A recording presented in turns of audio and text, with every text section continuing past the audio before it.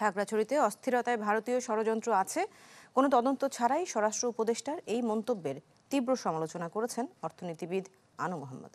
Dhaka reporters ইউনিটিতে আলোচনা সভায় তিনি বলেছেন, বৈষম্য বিরোধীদেরই দাপট এখন দৃশ্যমান। অন্য বক্তারাও সামগ্রিক পরিস্থিতিতে অন্তর্বর্তী সরকারের সমালোচনা করেন।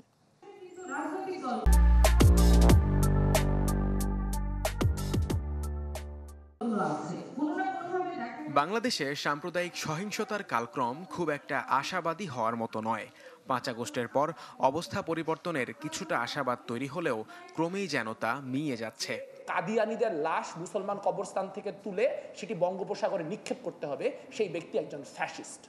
রামুসহ সারা দেশে বৌদ্ধ বিহারে হামলা ও ধ্বংসযজ্ঞের ১৩ বছর এবং গণ অভ্যুত্থান পরবর্তী বাংলাদেশে সাম্প্রদায়িক সহিংসতা নিয়ে আলোচনা সভায় বক্তারা অভিযোগ করেন, আগের সরকারগুলোর সঙ্গে বর্তমান সরকারের খুব একটা পার্থক্য দেখা যাচ্ছে না। আমরা যদি একটা ভাবি যে একটা মুজিবকোটেই শুধু ফ্যাসিজম থাকে, আর কোনো পরিচয়ে, আর কোনো পোশাকে, দাড়ি টুপিতে কিংবা অন্য কোনো স্যুট সাফারিতে ফ্যাসিজম থাকে না, এই কথা ভুল।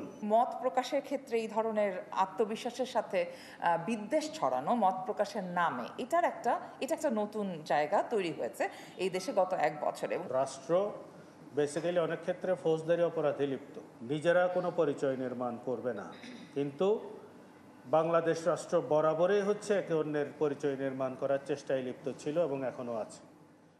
সভায় অর্থনীতিবিদ আনু মোহাম্মদ খাগড়াছড়িতে অস্থিরতা প্রসঙ্গে স্বরাষ্ট্র উপদেষ্টার বক্তব্যের তীব্র সমালোচনা করেন। প্রশ্ন তোলেন, কোনো তদন্ত ছাড়াই কিভাবে মন্তব্য করতে পারেন উপদেষ্টা?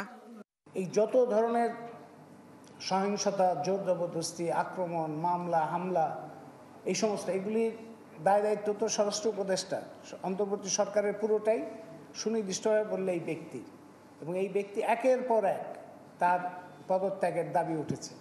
এই ভদ্রলোক বসে আছে এবং তার হাসি মুখের কোনো পরিবর্তন হয়নি, তার হাসি একই রকম নির্লজ্জ হাসি তার মুখে আমরা দেখতে পাচ্ছি। সেই হাসি নিয়েই আজকে বলছেন যে খাগড়াছড়ির ঘটনাটা কি। তিনি বিরাট আবিষ্কার, কোনো তদন্তের দরকার হয়নি, কোনো তদন্তের দরকার হয়নি। তদন্ত ছাড়াই তিনি সিদ্ধান্তে এসছেন যে এটা ভারতের একটা, পুরো জিনিসটা ভারত বানিয়েছে। এই যে ঘটনাটা, এটা কীভাবে আবার মিলে যাচ্ছে ২০১২ সালের স্বরাষ্ট্রমন্ত্রীর বক্তব্যের সাথে। আলোচনা সভায় অন্য বক্তারা বলেন, ২৪-এর গণ অভ্যুত্থান প্রাতিষ্ঠানিক রূপ পায়নি, প্রয়োজন আরও একটি অভ্যুত্থানের। আমরা ২০২৪ সালে যেই গণ অভ্যুত্থান করেছিলাম, সেই গণ অভ্যুত্থানের পরিপূরক দ্বিতীয় গণ অভ্যুত্থানের মধ্য দিয়ে আমাদের সেই পরিবর্তন সাধিত করতে হবে। মুহাজির হক, চ্যানেল 24, ঢাকা।